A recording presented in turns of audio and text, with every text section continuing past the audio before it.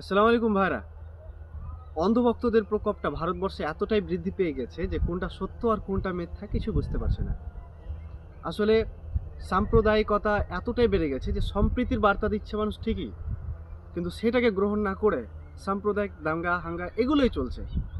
তো যাই হোক, অন্ধভক্তরা সত্য এবং মিথ্যার পার্থক্যটা বুঝতে পারছে না, তাদেরকে নিয়ে এই ভাইরা খুব সুন্দর একটা ভিডিও উপস্থাপন করেছে। তোমরা না দেখে যাবা না, ঠিক আছে? দেখে নাও।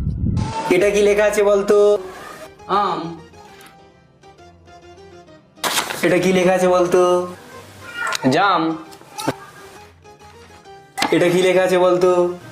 লিচু। এত সহজ সহজ ধরতে হবে কেন? এ তো বাচ্চারাও পারবে, এ তো সবাই বলে দিতে পারবে। আচ্ছা সহজ, আচ্ছা ঠিক আছে ঠিক আছে, তুই ভালো করে কানে আঙুল দে। কানে আমল দেবো? হ্যাঁ, ভালো করে কানে আঙুল দে, একদিন যেন শুনতে না পাস। আচ্ছা ঠিক আছে। কি ঘর থেকে কি খেয়ে এসেছিস? গোবর। তোর যখন জল তেজ পাই তুই কি খাস? মুজ। তোর প্রধান খাবার কি? গু।